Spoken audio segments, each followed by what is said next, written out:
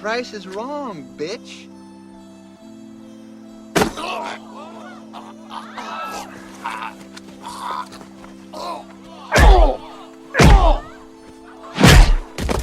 I think you've had enough. No? Now you've had enough, bitch.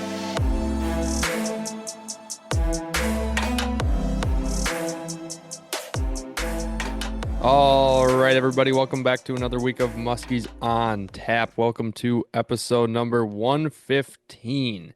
I'm one of your hosts tonight, Gus Manty. We got two other Mott members here on the line. We're going to go through a couple on the lines, but we also have some guests on as well. We're going to have Bryce Groves and Baylor Short on here shortly. But before we go any further, let's introduce the fellas. Let's see. Eeny, meeny, miny, mo. Brian, how are you doing, man? How was your weekend? What's going on? I'm doing great. I'm looking forward to, somehow we're already in like the back half of summer. I'm not sure how that Easy happened so now. quick. It's still been blazing hot, except for today we had a nice cold front. It was like a high of 73 down here and spitting rain all day, which was kind of nice and refreshing. Oh, Um, I got Mile of Music down in the big city this weekend, which is always a good time. Boatload of I missed bands in the that. area. Shit ton of people downtown, so that will be fun to go see a little bit of. And then bachelor parties galore here coming up the next couple months, as well as Yeesh. our musky bender coming up here shortly. So lots to look forward to in August. And yeah, excited for the month ahead. Max, how you doing tonight, big fella? Big fella, love it. I'm doing great, man. I think this comes out on was it the 31st tomorrow? So for those of you Yep. who are listening tomorrow, we are still in July, but we are on the doorstep of none other than Hogist. And let me Oh, tell you, Goose. fellas, I am pumped up because July was a little bit wasn't able to get out a bunch in July. Times I did were for some like short stints, but August is the calendar is filled with some musky trips. So, yeah, I Mm-hmm. am looking What you forward got to it. going I on? think. Anything Yeah, you what are you want doing, to dog? publicly Um, say, or Where can I the know you're fans making some. find you? well, I think we'll probably be doing some fun fishing here around the metro area this weekend if the water temps cooperate. And then the weekend after that, I am headed out to Western Minnesota, meet up with my good buddy Ryan Becker if that all goes according to plan. And then we have Shout out. Bender weekend, and then we got Bemidji, and then we got Yeah. Eagle River for Labor Day. So yeah, it's gonna be an action-packed month. I can't wait to get going here. A lot of fun times ahead. Hopefully some large fish on the horizon. But either way, yeah, it's been a bit of a grind down here in the city. It's just a lot of work and hanging out and enjoying summer as best I can. But yeah, I feel like the real fun fishing stuff is like ahead of me still, which feels good. It's this back half of summer that I always look forward to now. It seems like Yeah. you always anticipate that really good summer bite. It just kind of progresses. You get some really good days and then some tough days, and then all of a sudden you're kind of hitting that back half of summer peak heat. It definitely got a little bit boiling up here, but I'm liking these 40s at night for temps, air temps, dropping them, and the fish on this recent little cold snap at the night started popping like crazy. I think they wanted to jump in the boat themselves a little bit. So all Talking good about your news for trip those getting today. out. Trip today was good. I was texting these guys a little bit throughout the good is an understatement.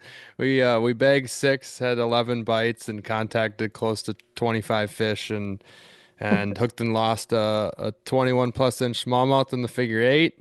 Um, Sick. it was pretty ridiculous. The dude in his first 15 feet of his first cast of the morning on a Dr. Evil got exploded on, and that bait came flying back to the boat. I'm like, like you got a little jitters there, still got the coffee in your system. He's like, yeah, I was a little excited there.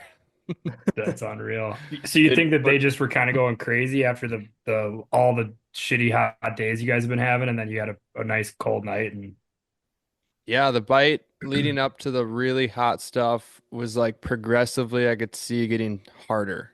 We got some really big bites, landed some, lost some very sizable fish, and then it just got bleh. Tried a little bit into the night, it kind of worked. And then now we're on the slide of cooler temps, and we're still in like the upper 70s, but the fish are just on fire. They're active now that they're cooling, dropping down a little bit. So flying in on frickin' anything you can throw. The one wild card today was moved a bunch on beaver bait and caught one on a beaver as well. So other than that, it was just bucktails rubber and the one hit on top water. So sweet. Nice. Sounds like a fun day, man. it was stellar. Right on. All right. Um, let's see if we want to get into let's do it on the line here. We haven't done one in a while. We reached out to the listeners. We got some good ones in. We're gonna start out with none other than Phil Stadola, great friend of ours. Back to the well with Phil. Love to see it. Frequents the MOTline, and he's gonna hit us up with one right here. Let's let her rip. What's up, guys? This is Phil from Green Bay calling in again on the MOTline. Been a lot of great episodes lately. I really enjoyed the episode of the boys talking about St. Clair trip. I think my FOMO was at a max. Listen to that. Sounds like a great time. Congrats, Gus, on the 50-incher. That's freaking awesome. Congrats, Max, on bending the knee, taking the plunge. Good stuff. Hell yeah, brother. Right on. But I just want to give a shout out to Brian. Brian, just being a glue guy, not being a glory hog like Max and Gus right now in the month of July. Just chilling, showing up, taking care of business, just keeping the vibes where they need to be. I appreciate you, Brian. Anyway, just got done listening to the episode with Camden Glade. Awesome episode. One note for people, if you're fishing the Green Bay system, and the Green Bay system is all that I really know about this but if you're looking for a pit tag reader, there is two different kinds of pit tags that are in fish that are in the Green Bay system. I believe it's a 10 and a 15-digit code. So if you buy the cheapest pit tag reader on Amazon, it's not going to be able to read both kinds of tags. If you hit us up on the Titletown Muskies Inc. page, we'll give you a link. There's one that's about $100 that's going to be able to read any pit tag that's in the bay. And I'm not sure, like I said, for other Wisconsin areas, and I'm not trying to be a smart guy about that. Everything I learned about pit tags, I learned from Carl, Tim Lautenschlager, and our local biologist, Jason Bregeman. But anyway, I'm hoping that this is a hot take podcast. I'm looking for your guys' hot takes on Happy Gilmore too, as this is a golf podcast with some musky side notes now and then. I watched it. I loved it. I think I'm probably the exact demographic that it is for, but I just want to see what the boys think. Happy Gilmore 2, thumbs up, thumbs down, scale of 1 to 10, what are we thinking? What's the takes on Happy Gilmore 2? Thanks, guys. Thank you, Phil. I think it Thank is you, so Phil. understated how much of a glue guy Brian really is here. Wow. I don't think we give him enough credit, man. I love Really when Phil don't. calls No round in. of applause, everybody. Phil's always got Shut something up, great to Brian. say about me. It's like glue guy Brian, just showing up, lunch pail guy, coming to work day in, day Head out. down. Yep. You got to be starting to set a record for the amount of pods consecutive that you've been on.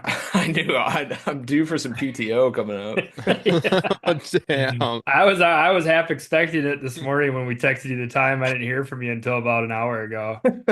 You're just like, oh man, 7? Oh, How hell. about 6? Anyways, bed. Happy Gilmore 2. Have you guys seen it? I have. I did watch it the night it came out. Wow. Jumping at the bit, huh? Damn. I grew up in the Happy Gilmore was peak my childhood. I'm a few years older than you guys, but I don't know when did Happy Gilmore come out? When was the original Happy Oh Gilmore? man.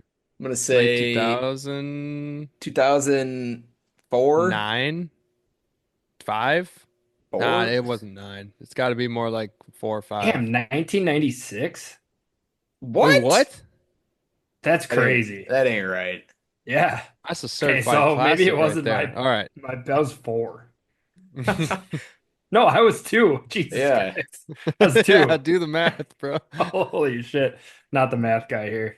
Um, yeah, I don't know. I just feel like that was like the movie that was in every person's like cabin when he went up north Yeah. on like DVD and you'd like watch it at night. And I probably saw that movie 65 times between the ages of Yeah, like 9 and 16.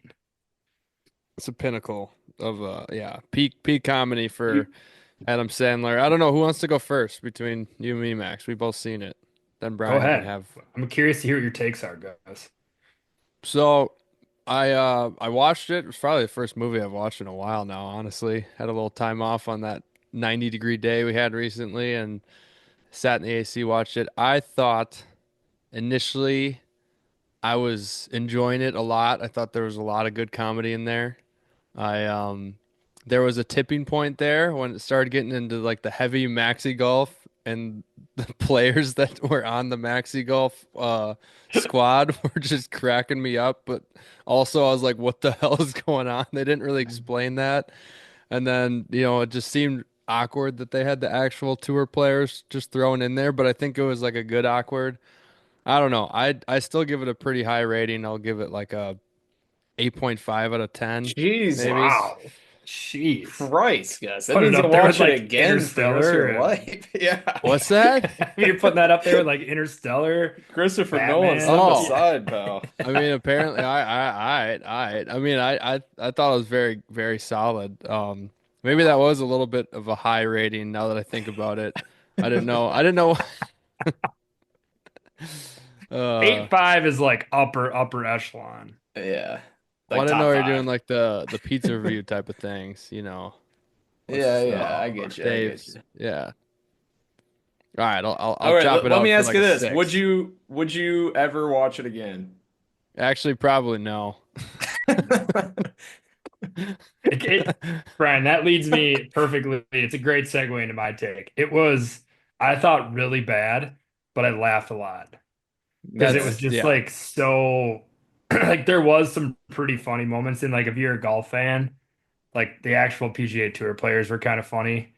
There was definitely some good lines, but it just felt like So there's so forced. many cameos. So it's like it just felt like it was like I It don't know, like was one Instagram reel of like famous people after another. Like the scenes are just so like boom, boom, boom, boom, boom, boom. Like and it's just there's that person, there's that person. Like you were more kind of like tuned into like the famous people that were in it, not actually the storyline. But I thought it was pretty funny. I mean, I laughed. I definitely laughed. all right. I like the deadpan humor from Scotty Scheffler Yeah. when he's going to jail and stuff. He's like, "Oh no, not again." Not again. But yeah, I agree. Like the Gus, you kind of hit you said it perfectly where it kind of felt like it just fell apart like in the back half of the movie where you're just like, Oh all right, yeah. well, what is going on now? Like It just what didn't are we make doing any here? sense. And you're exactly right. It was just flashing famous person after famous person like heavily in the last half, and I just didn't know where it was going, kind of. Yeah. Yeah, Well, Brian, does that make you want to see it or not? well, that's kind of the same reviews I've seen online. I've seen a billion posts about it in the last week, but I don't know. You know what? Hot take. I was never a huge fan of the original Happy Gilmore. I'm a harsh critic of comedy Wow. movies, and there's You not a just hate ton of Sandler. comedy movies that I like. Sandler, to me, a lot of his movies are extremely corny. And I mean, people are probably going to be coming to my neck after this, but That's yeah, a I just crazy take. yeah, and Glue guy? You I yeah. think I love Sandler for who he is. Great down to earth actor. Very rare in Hollywood to find a guy like him. So I applaud him for who he is. I just don't find his movies that funny. I think the humor, it just doesn't strike me right. And so I wasn't, too thrilled to watch this new Happy Gilmore. I'm sure at some point I will watch it. But if I already think his Ye- normal movies are corny, then this one just screams corny with all the cameos and everything going on in it. So I haven't seen it yet. Mm, you You getting know, a little sophisticated on us? I don't We've want to kind try to of sound too good. That's just where my head's been at. Gus, And he likes watching movies that really, are thought provoking and get him yeah. thinking that's what it seems about like. things. Like He's when just I a finish a deep thinker. movie, I want to sit in a dark room for 10 minutes and think about life. And Right. that's where, I don't You Just want know. to 10 feel minutes. you want to feel the full range of emotions. You want to Yes. laugh a Yeah. little, you want to cry a little, Yep. You want to get think a scared, little. Yep. think a little, Yep. yes. Get scared. Yes. Yep. Not liking the original Happy Gilmore is I'm gonna have to push back there a little bit. I just think that that's a Extreme hot take. outrageous thing to say. Like it's a 10 out of 10 comedy. It doesn't let you down anywhere. Like Wow. Shooter, I mean he's like the best villain in Shooter. movie history. Yeah. I like Caddyshack more than Happy Gilmore. Okay, then Based. that's fair. Yeah, that could be fair, I guess. Jeez. Based take. So Well, this is anyway, a musky podcast. yeah, we So can do a All movie right. review You pod some want to other fire time. up one more on the line, maybe, Gus, before we get these One fellas of our on other here? frequent flyers, maybe. did you see anything on here that you think we should do, us three, before? We could do Clayton's fiery one. No, I think We'll keep I it think you spicy. save it. I think you save it for some other opinions if it's Yeah, spicy. sure. We can save it. Maybe do Kyle's. Do our guy from out east. Oh, out east. There he is. Yeah, yeah. Oh, yeah, there he is. Look at this guy.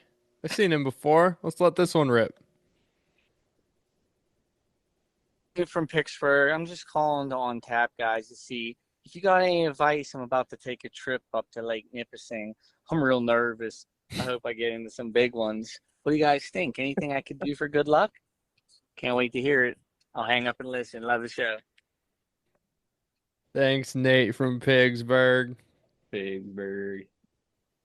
Well, he came to the right place. I think we're all pretty seasoned vets on Nipissing. So who wants to start with some advice? I think he's just looking for some Uh, good luck charms before a big musky trip. yeah. What do you do, Ooh. Brian, on your way up here? Like, what you listening to? What you snacking on? Like, Man, I I'm gonna listen to say a something wide else, but I'm gonna hold array. back. I listen to a very wide array of music. Nothing that I can really correlate anymore to catching fish or not catching fish. I Um, do have something to quick step in on the music, and Phil's gonna love this if he's listening to this. Sadola. This year, Big Fish have been going on mornings. I am bumping rap music, hmm, old school and new school. Haven't seen a pattern there. that could be a sign. Could be a sign, I'm a Nate. big I'm a big get involved in the community kind of guy. Before a musky trip, really try to do some volunteering. Yeah, Just kind of get on the big man's good side. that's Whether my it's just that's my favorite thing to do too.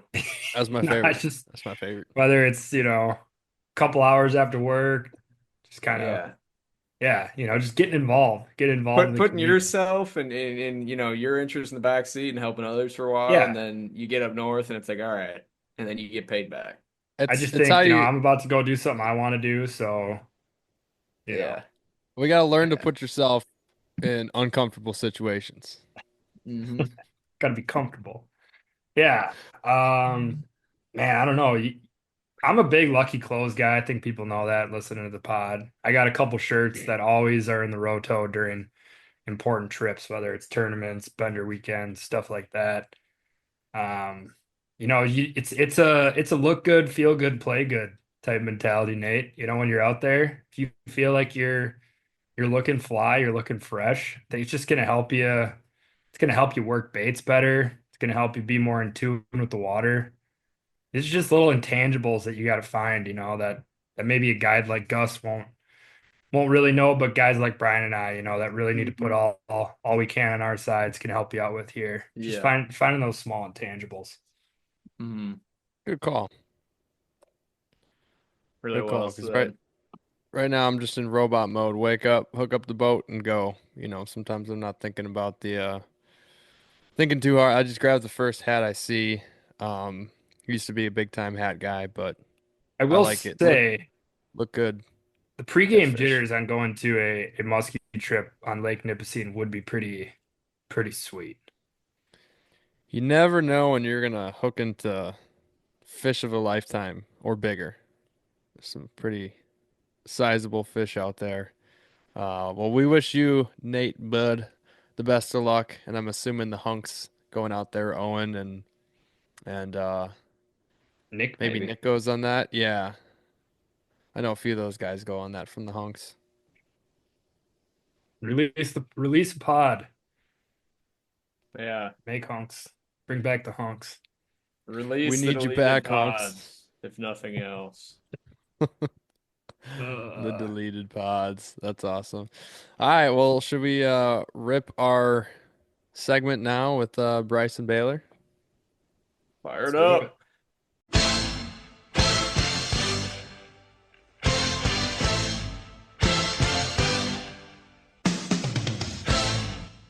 All right, now here on the line with the fellas, we got Bryce Groves and Baylor Short, and we're gonna get into some backgrounds and stuff. You know, some of you out there may not know these guys, but they are also known as the Tinner Boys. We'll get into that too.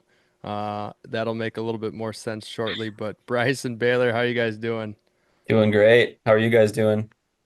Terrific. Happy to be here. Phenomenal. It'll be a good pod. It'll be a good pod. Oh yeah, looking forward to it. So I don't know who wants to go first. Maybe just like a little short introduction to so that the people kind of know what's going on, and where you're at and kind of what you do. Yeah, so I'm Bryce. I currently live in Brainerd, Minnesota. I like to musky fish, but I also like to fish for pretty much everything. I do have my degree in fisheries management from Bemidji State, and yeah, avid musky guy. So Hell what yeah. what type of work have you been doing up in the Brainerd area? Yeah, so this past summer I've been working with EWR, short for Echo Water and Resources, with the DNR. And with that job, I've pretty much just been traveling all around the state. Each week we'd kind of go to somewhere else in the state and do fish sampling by electrofishing and sampling all kinds of different fish species, as well as taking habitat metrics at each fish location and kind of just figuring out what each species of fish likes to use for anything from substrate cover to water temperature, DO levels, um, and as well as for each life stage. So obviously, right away when fish are born, they're going to use a different kind of cover compared to an adult fish. So it's been really fun, really interesting work. I Right definitely on. have plenty of questions going into that, but Yeah. we're not going to dive right in. We got Where to Baylor fish? on here too, so Where they at? yeah, where the fish at? We So don't know that yet. well, come on, you're tracking them. Yeah. Well, I'm Baylor. I'm a northern Minnesota boy. I grew up on Leech Lake, and I've spent most of my time in northern Minnesota, right around Leech Lake. I, like Bryce, went to Bemidji State, got my undergrad in biology, aquatic biology, and now I'm going back to school and getting my master's at Bemidji State as well. And my master's project is being centered around Leech Lake, so it'll be super cool to work on the body of water that I've grown up fishing since I was a little kid. And that project is working with muskies, so right at home. And we're looking at mortality estimates if fish are getting caught out of deep water, if they're dying, are they not dying, especially those ones that people are scoping. The habitat that they're using, if they're seeing to use that open water more versus sand or rocks or weeds, and then kind of just overall movement patterns of these fish. Where are they going? Because nobody really knows. And what we found out so far, it's a lot. They move a lot. Fish. Max, I was gonna say, I think we're gonna get your question answered here. Where the fish at?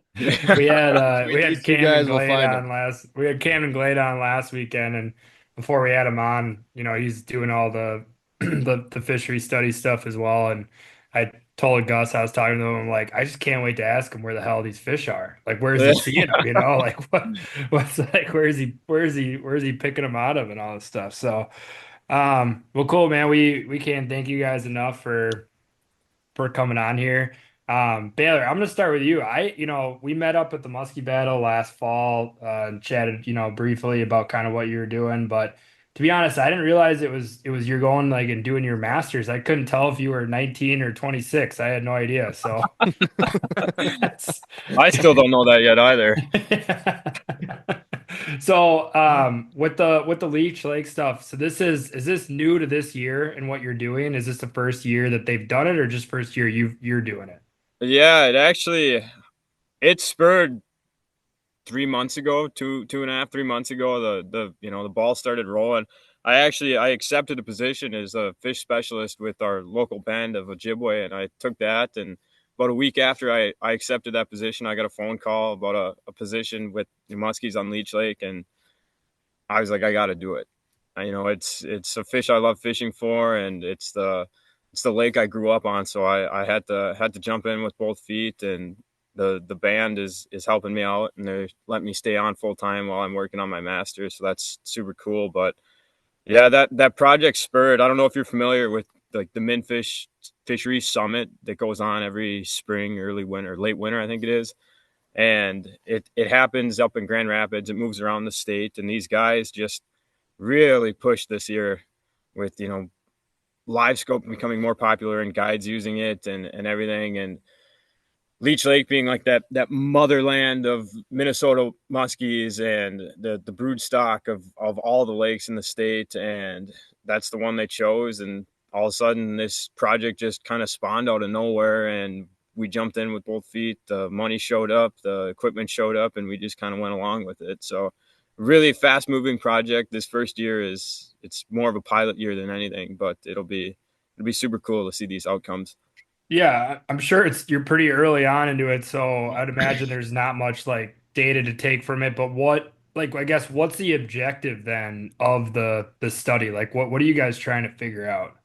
So there's three main objectives right now. It's habitat use, movement, and mortality. And with the those three subgroups, we're looking at two main groups of fish that we've tagged. We have net fish that we caught this spring during egg take, where we're taking the eggs for the hatcheries and everything for the stocking program. And then we're also out there angling for these fish. And then once we catch them, we tag them again. And that's kind of how we're getting those angled fish, is how we're getting those mortality estimates, or hopefully those mortality estimates, or not mortality estimates from being caught. And our ideal goal is catching 10 to 15 fish a year out of deep water, that 25 foot or deeper, tagging them, seeing if they survive. If they don't, making those estimates. But so far we've got, I think it's 20, 21 or 22 fish tagged. 15 of those fish came out of the nets this spring, and the other 7 are from us angling. And all those 7 fish were caught out of deep water, and all of those 7 are still swimming. So we haven't seen anything. Did you use live scope? Oh yeah. That's the only way I can catch fish. I mean, I'm gonna flat out say it. I struggle so much on that lake just casting, and this spring was crazy. I mean, we had water temps all over the place. Fish pushed into the deep water, they pushed out. A lot of fish weren't. A lot of fish stayed on the rocks for the most part all year, and are just moving around and using stuff that I would have never fished muskies for. But Wow. it's super cool. Yeah, What, that's cool to see. Well, I was just gonna ask, because you're saying the movements. What are you using? What's the tag? Is it like it's not just a pit tag, is it? So we've got all those fish received pit tag that we tagged. All received a pit tag, an external tag called the Floyd tag. It's a little white 1.5 inch long tag that sticks off the dorsal fin of those fish. And then the tracking it's a telemetry tracking. It's acoustic tag, so it's sending out pings, and it comes back to a receiver that we have mounted on the boat, and it gives us the depth that they're sitting in, the temp that they're sitting in. Leech is 112,000 acres, and our detection distance is 750 meters at like optimal distance, where we can get a good confirmed tag read off these fish. So it's taken a lot of time to cover this entire body of water, but To find those 22 hotels. fish. yeah, it's ridiculous. Like I'm surprised we found 5 of them, to be honest with you. That is And insane. luckily, I mean, a Wow. lot of these fish moved to open water this spring and utilized that stuff that people are worried about with scoping and live forward facing technology, and that's where we found most of our fish. And then they just poof swam away like Michael Phelps. I mean, it's Unreal. crazy. Well, that's pretty sweet. I'd love to get into that here in a bit. I do want to open it up for whoever wants to take this next one, but we kind of glossed over the Tinner Boys title for you guys. I think that started before any of us three were in the battle. So prior to last year, how did it start? What was kind of the story of that? Uh, that was the Tinner was kind of my boat back in college. Um, in college that was all I could afford, but Give us the specs. What were the specs of the rig? oh man, 14 foot, obviously, aluminum. I don't know what brand it was or what year it was made, but A boat. it was a boat, had a built-in live well from the leaks and little The floorboard. bow mount trolling motor on there, Helix 7 and a like 1987 Johnson 15 that that thing was trustworthy for her age, pretty Them reliable Johnsons are motor. built different. Yeah, Mhm. I could have filled What's that thing up with molasses and dropped it off a mountain and it would have started right up. But what's the biggest body of water you guys took that thing out on? during the battle, Nah, just like ever. oh, I had it on Lake of the Woods one time, like on the US side, Big Traverse Bay. The How'd big that go? side. Yeah. Yeah. But Did you yep. get capsized or what happened on No, that it trip? was it was flat calm out there that night, but I did get past like in the navigation channel, which was pretty interesting. Ooh. So I know you guys in the battle, you guys were taking on water pretty heavily. Has that boat ever gotten to the point where it's where you're kind of swimming in it? Uh, I'd say usually doesn't get too much over ankle depth, but Comfortable We grab a depth, yeah. couple straws and siphon it out when we have to. yeah. Yeah. That's Uh, awesome. Have you fixed it at all? Patched her up, or yeah. where's the Tinner at right now? Actually, I sold it to Tyler Andrews this summer. Oh, So, He no owns the currently, more. Tinner. R.I.P. yeah, I know it's really sad to see it go, but that's the silver lining, got it's in good hands. Did I you was give gonna him a say, can of get Flex it to him, Seal when you buddy. sold it to him? Yeah, I sprayed like a whole can of Flex Seal on it and like yeah. Didn't tell him about it. Good as new. Buyer beware He situation. I'm pretty sure he's aware. Yeah. Curious what he's getting into with that now. Is he gonna make it his riverboat or something? Or Yeah, he said he wants to use it for fishing some river in Wisconsin that he can just beat on. I'm like, well, it's perfect for that. yeah. Right. Yeah. So what are you guys rocking now that the Tinner is no longer with you? I just got a older Lund Pro guide this summer, so we'll probably be using that. Nice. Yeah, Hell yeah. Congrats. That's sweet. thank you. And I'm assuming you just sound like you just got back from Lake of the Woods, so Yeah. had to have been pretty fun ripping that thing around the Oh, Lake of we the actually Woods took and that yeah, hauling things out. we usually take my dad's boat up for that one, Okay. but yeah, he just got a new boat too, so it's still pretty fun. But um yeah, that was a good trip. You mentioned before we got on that it was not quite up to your expectations or how you've done in the Yeah, past up there, but yeah, what yep. was the deal? So this year we went out of Morrison, which is kind of like I would say the most popular area for when most people think about Lake of the Woods to go out of. We usually go east of that, the area that we fish, and I would say there's more numbers out there. And then as you go west, I've always heard that, generally bigger fish. So I think we usually would catch like 20 to 30 fish a week out east, which is pretty good, but we're catching a lot of like 37-inch fish. So we wanted to, get a chance at that 50 and out west and give that a try. We still definitely had some chances. We ended up going 9 for 14 on the week, I believe. So not too bad. Definitely a little bit of a learning curve out there. Obviously, fishing new water, you can look at a graph and get a fairly good idea what spots are gonna have fish, but until you actually fish that spot, it's gonna be hard to tell. Um, and you know, sometimes you don't What's even know why there's a fish on there, but there is, so you just got to yeah. fish it and figure it out. But um, yeah, we still Were had you some. getting most of them on? So a lot of times a lot of your quote unquote A1 spots are going to be in those channel areas, like those neck downs where it's going to be close to deep water. If you can find like that rock shelf that juts out into the deep water, and then, I mean, the whole lake is pretty much just rocks. Everywhere you look, it's rocks. And if you can find the chunk rock instead of the flat rock, that's going to be better. Just has more crevices for fish to kind of hang out in. And this year we were seeing some fish in weeds a lot more than usual, especially if you had like some really nice, coontail or a good mix of vegetation just adjacent to those main lake spots was usually a good area.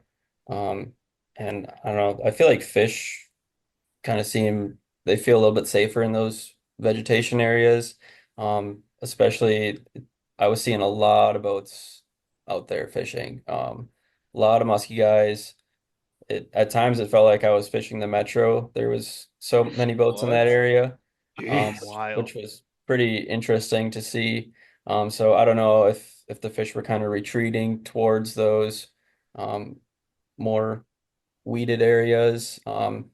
The bigger fish we were seeing were either in weeds or off the deep side of the structure. Not too many like in the saddle or on the shallow side of it. So it was definitely pretty interesting to see. Was there any bait that really shined? Any like baits that we were throwing? Yeah, that was like Um, the all-star of the week. uh, I would say blades. I mean, pretty typical. I think we caught the majority of our fish on blades, Yeah. but I think we had a couple on like Medusa and Grandma as well, which is what we throw a lot. Okay. Medusa and Grandma is usually a pretty good bet for us. I think those baits kind of get overlooked, especially the smaller size, your mid-size and mini Medusas. Those are killer baits on Lake of the Woods. Yeah, because all you hear about usually is just bucktails, and that's about it. But Yeah. yeah, we've heard a lot of people go to Morrison and definitely like head east. Does it clean up if you go a little bit west? Because I've heard it's Oh, dirtier water.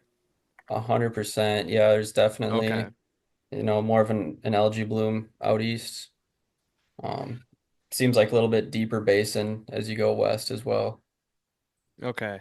I Yeah, don't because know how I much that plays a part into that, but it might because I know people that go east and north of Morrison and stay close to there and they clean up and do extremely yeah, well, just like you were saying. And that was interesting about the pressure. It does seem like it's that first stop once you get into Canada, like it's that first big kind of area you hit of Lake of the Woods, other than Northwest Angle, kind of going that way or Traverse Bay type deal. And I talked to somebody else. I do not know where they were at on Lake of the Woods, but they said they barely saw people at all the other week. And yeah. so it's I just totally got to depend on where you're at. I definitely think that Morrison area just gets more pressure. I mean, it's probably the most convenient spot you can go to if you're going to fish Canadian muskies. I'll say this too. I mean, people will probably disagree with me, but man, the times I've been out on Tonka this year, like outside of that Metro tournament, um, there's just not been that many people out in the No, water fishing I muskies. I definitely would agree with you there. I noticed that last year I've fished Western Metro muskies and yeah, seems like people are kind of overlooking that metro area and they're more willing to travel north and it's definitely, spreading out a lot of that pressure and the metro seems like definitely not a bad place to musky fish right now.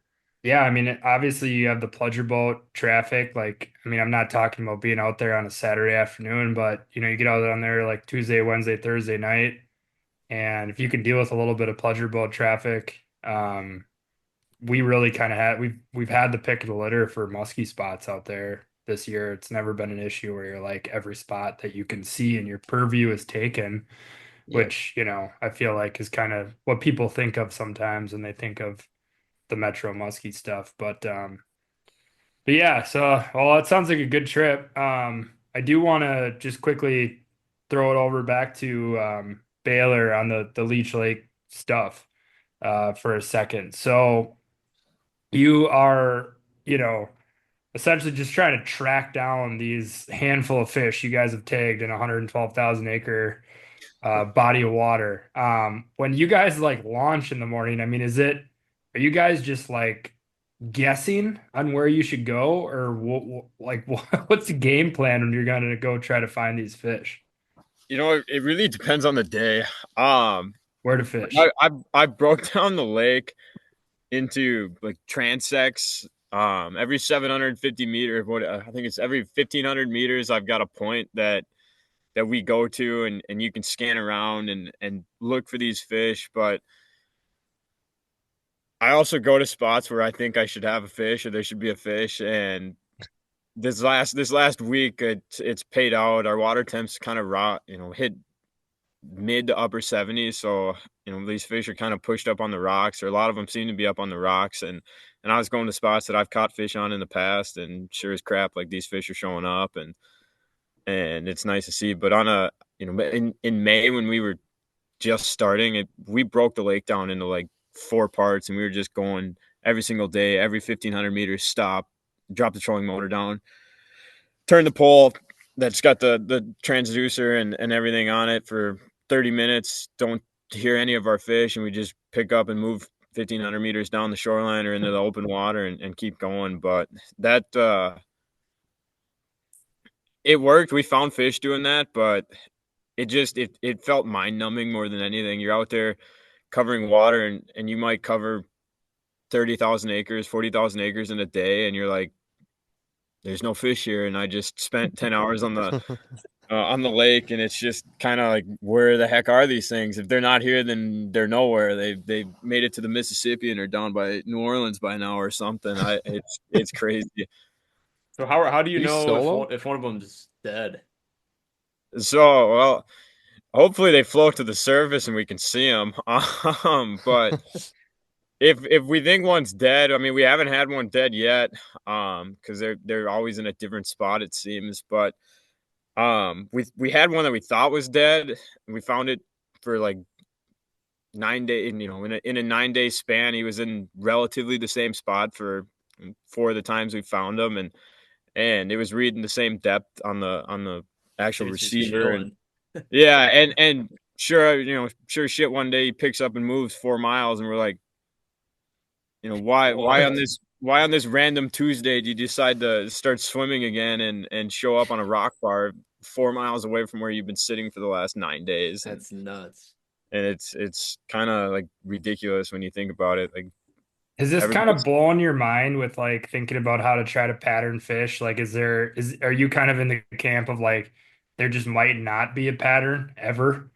and that's where I've definitely kind of leaned that way. I mean, there was a study done on Green Bay a handful of years ago, and talking to those guys and kind of reading the paper that they ended up writing, they were like, oh, these big females and everything, they establish a home range. They sit within, X amount of, meters or miles of the same spot, and our fish really haven't done that. They just sit there for 2 or 3 days and then decide to go and swim somewhere else for a week, and then you never find it for 2 weeks, and then you find it again, and you're like, why are you here? Yeah, I feel like everything we've heard is like after the spawn, they kind of eventually relate back to that area or claim, a chunk of the lake as their own, but you've seen the opposite. So Yeah, I don't know if that's maybe a big lake thing or what.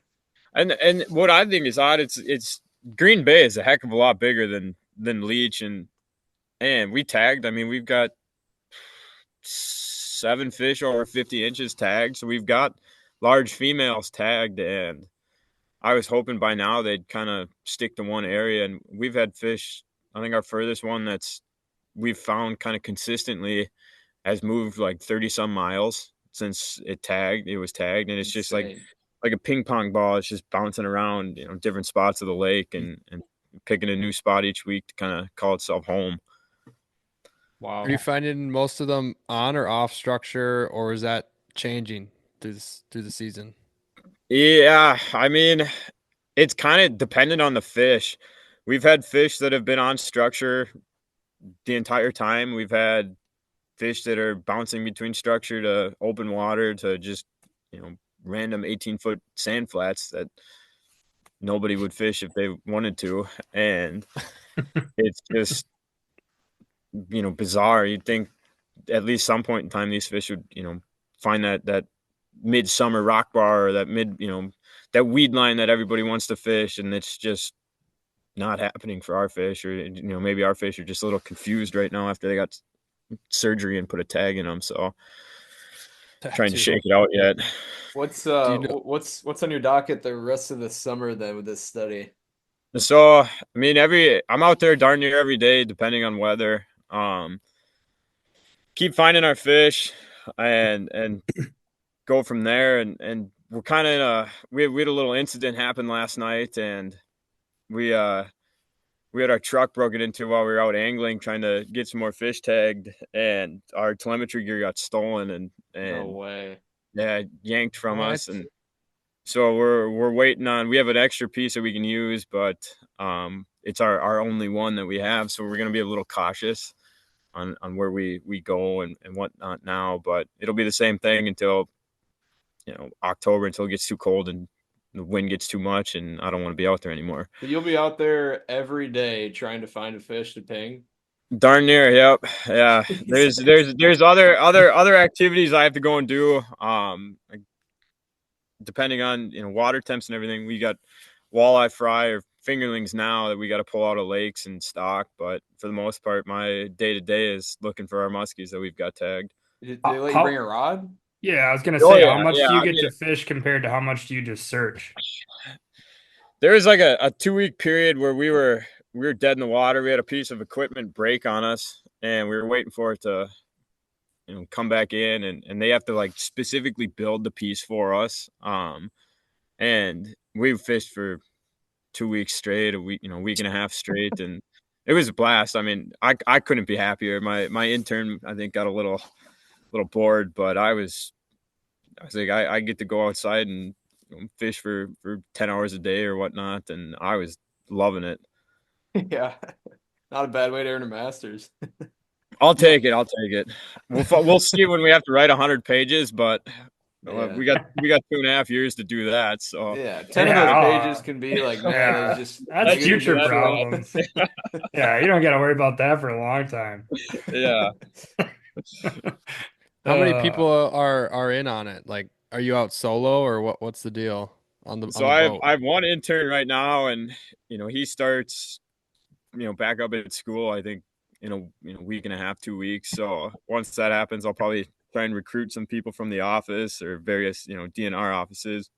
The project is like super awesome. I mean, we're collaborating with the Walker DNR Fisheries office, the tribe's in on it, Bemidji Fisheries office is helping out, and then there's a ton of local interest in the whole study. So it's not hard to find somebody. Like, if I needed a guy to come out in the boat, I mean, there's a list of 50 people that I could probably text and they'd be willing to come out and everything. But it's nothing I couldn't do by myself. I will say I'd get bored talking to myself for 10 hours, but I'll do it if I have to. Yeah. Sure. Yeah. Gus, so now that we got these two fish experts on the pod and we're talking about mortality and all that stuff, fire up Clayton's on the line, and I'd be curious to get these guys' thoughts on his call in. Sweet. I am going to fire. All right, I got it. Let's let her rip.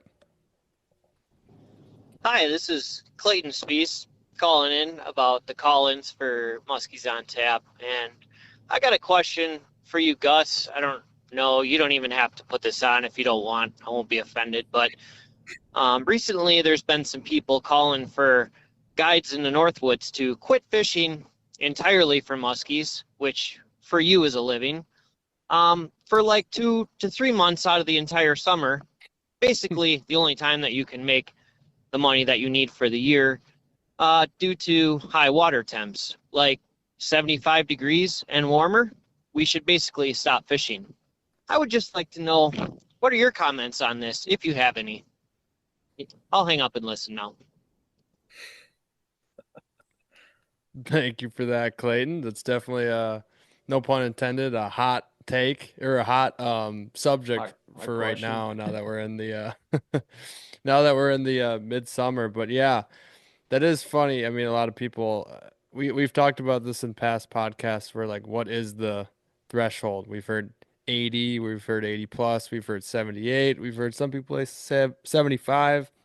I've heard something as ridiculous as don't fish for them over 70 degrees, and there's all sorts of wild shit you see on the internet and people blabbing and whatnot. But yeah, it is tough. I don't know if I would go first at all, or if Bryce or Baylor, if you got anything. You guys went to school for this. I'm just out there fishing for them. If you know Yeah, I anything mean, about, cause, oh, I sorry, know go ahead.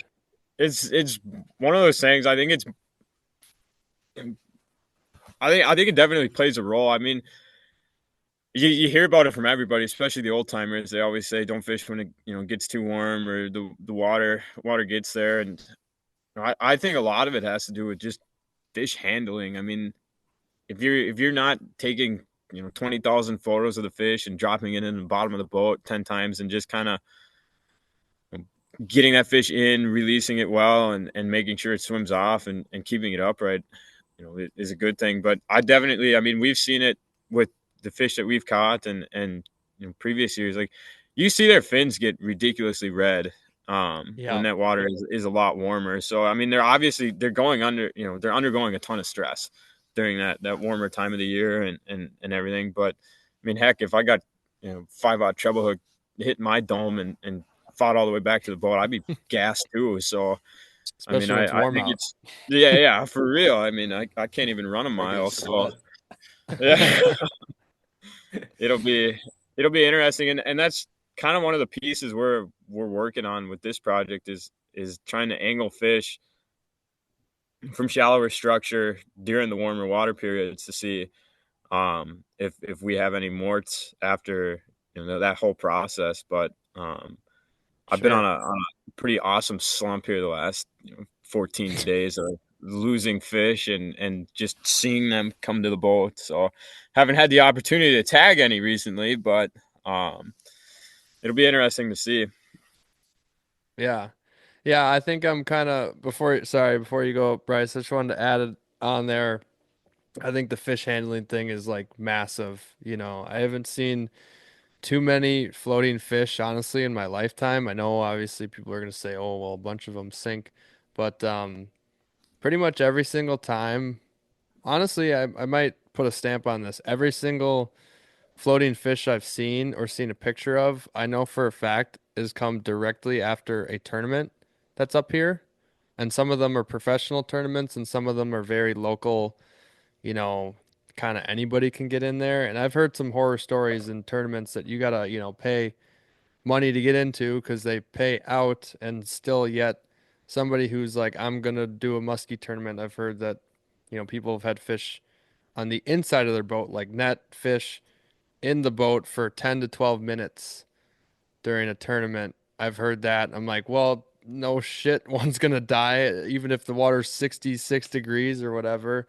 Um, so that's my little take on there. Like the fish handling is incredibly important. We've been fishing when the water's, warm, not too hot. I've been playing it very safe, but I think we've net released 90% of the fish we've caught over the last week or so. And I think we've only bumped one. Somebody did it very quickly, but I'm like, I'm telling people, I'm like, fish out of the water, I'm gonna go snap, snap, and you're gonna go right back into the water, and that's about it. So, um, Bryce, what do you got? Because I have more questions depending on how you answer. Because you were talking about like dissolved oxygen levels when you're talking about other fish, and I'm Yeah. Yeah, that's curious that's about kind of what that. that's kind of what I was gonna say. Like the dissolved oxygen level is gonna go down in warmer water. Colder water just in general holds more dissolved oxygen, so those fish are gonna be able to withstand, being angled a little bit better when it's in a colder water environment. So, I mean, it's definitely something to be aware of. I don't know what exactly that threshold should be. I mean, maybe it's going to be something different for each angler, depending on their experience level, how many fish they've handled. I mean, I've always heard, try to take a breath and hold your breath, and as soon as you want to take a breath, get that fish back in the water. But I mean, it's not too difficult to just if you want to take a picture with it, take it out, snap a quick photo, and get it right back in the water. Um, and you can usually tell if your releases are going good if they, go right back down or if they take a minute or two up at the surface. That's a Yep. sign that that fish is feeling a little bit of stress. And I mean, usually if you catch a fish in say October, it's going to be a great release. You can barely even hold on to its tail because it wants to get back so bad. But in the summer, you might need to hold on to it for a little bit before it kicks off. So it's definitely something to be aware of. Yeah. And I got a question for you, Bryce. Maybe you know the answer, maybe you don't, and that's totally fine if you don't. And if somebody does know this answer and has something to back it up, I'd be very curious. I've been talking with some buddies of mine up here, like when the water does get warmer, would you say it's so kind of given a scenario, like is it better to catch a fish out of the warmer water in shallower water and the fish was active and it liked being there and it wanted to eat? So it ate your bait in shallower water and the warmer water and you release it in the warmer water.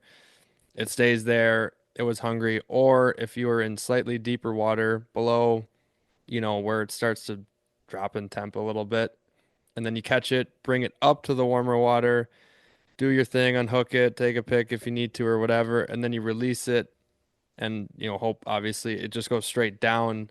Like what would be better for the fish?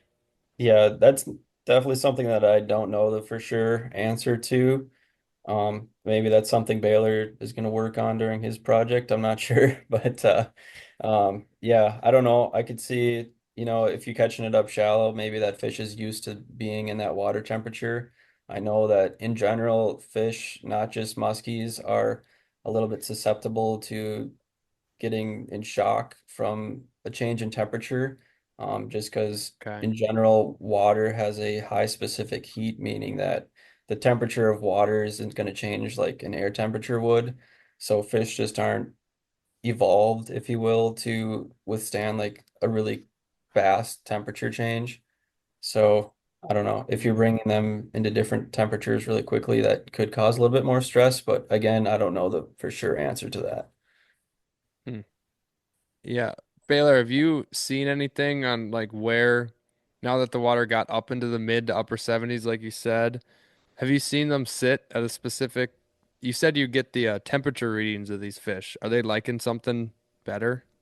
They're kind of depending on the fish, they're all over the place. But we've had days where, it seems like all of our fish are 2 to 6 feet down on the surface, or they're all sitting on bottom. So I think it kind of depends on their activity and maybe it's major, minor, moon phases, stuff like that. We haven't necessarily looked at time and date and all that, but it definitely seems like when one fish or that certain day, they all seem to be kind of in that general depth area, that depth trend that they're all sitting in, and then it might differ the next day. But kind of going back on the temperature change, I want to say these fish, like it's a degree an hour or 2 degrees an hour in temperature change is suitable for them. Um, so I mean, Interesting. if you're bringing a fish out of say 25 feet of water and that water is on leash right now, I mean 25 feet, that water is 70 degrees, 71 degrees, and you're bringing it all the way up to the surface where that surface temp, depending on the day, is anywhere between 74 and 77 degrees. Like that's a pretty substantial temperature change for a fish to kind of go through really quickly, and then especially if they're holding it in the net for super long or taking photos, and that fish is sitting there and it's just undergoing so much more stress then. But I think it all goes back to like we've all said, is the whole fish handling, quick releases, not throwing it around in the bottom of the boat, playing kickball with it. Unless you have a tinner with a built-in live well on the bottom of your boat that holds water. That's super smart. More people should probably invest in those. They're gonna make a Yeah, comeback seriously. at some point You in guys should time. start a business, start selling them. Hey, you said Yeah. that boat didn't have a name on the side. There it is, the tinner. Yeah. Keep every muskie alive. Yep. That was going to be my next question is like, what's the temperature difference that you've seen this summer between your surface temp, like 6 feet down? I know you said 25 feet down is like maybe an 8 degree difference at times, but Yeah. You know, the main lake of Leech, it's constantly mixing. It's shallow enough where we don't establish a thermocline out there, but Walker Bay is 150 feet, where that temperature change is pretty significant, and we're running out of oxygen. And I think it's right around 50, 52 feet. And granted, I haven't seen any fish that deep, but um, we've earlier this year when we had, I think it was beginning of May or middle of May, we had a week where we hit like 90 degrees for like 5 days in a row or whatnot, and our water temps were cold before that, and it didn't have time to mix and anything. And we were seeing, I think it was like our biggest was like a 9 degree temperature change from top to bottom in 40 feet. And it was, I mean, that's crazy to think about it, especially if people are bringing fish up from deep water. yeah. Interesting. Max, you're muted. God damn it. When you're going out and looking at these fish on live scope and trying to actually catch them out of the deep water for your study, what is the deepest you're actually seeing these muskies stage and interact with baits? Because I'm always curious about that. Like the one thing that we've kind of just talked a lot about on this podcast in relation to live scope fishing is like a lot of the bodies of water that Gus, Brian, and I fish, we don't fish a lot of those deep systems. And so, like, it's hard for us to relate to somebody who's talking about Leech Lake or the Bemidji area and bringing these, giant female muskies out of super deep water, like you hear people complaining about. So where, like, what are those depths? Like, what's actually going on that like people are like, not cool with, I guess. I mean, I've heard it from tons of people, and everybody says, "Oh, I don't cast at fish 15 feet or deeper, or 20 feet or deeper," and we're looking at the extremes. Like we're looking at fish 5 feet from bottom, 2 feet from bottom.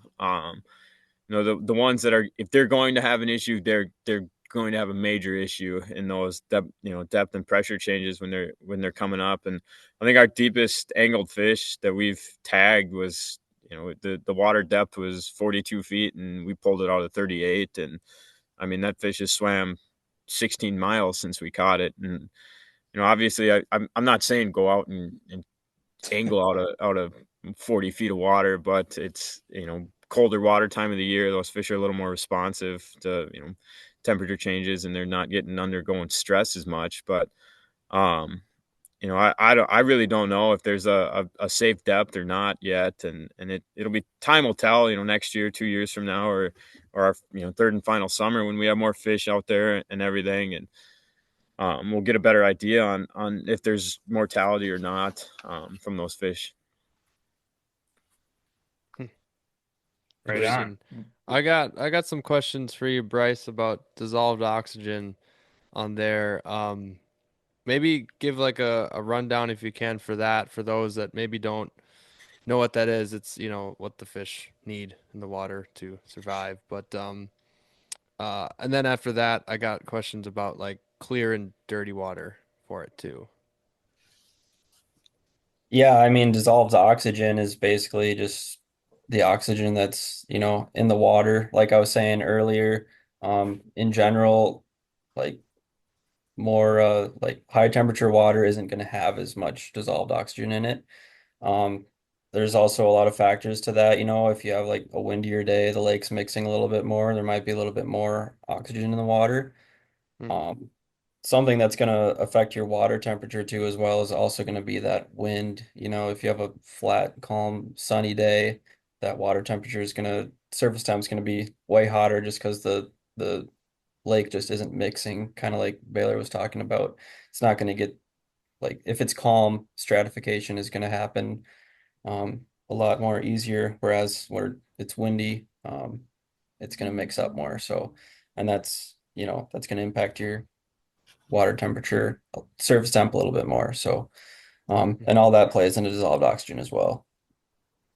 Gotcha. So, and then even between Minnesota's mainly clear water, but we can kind of correlate it to the clear water up here, and maybe about the dirty water. But like, say a lake, I mean, I don't know what is the clarity in Leech as just is it kind of random? Is it like It 10 feet, depends on the 20 time of feet, year and 5 feet? water temp, but I bet it's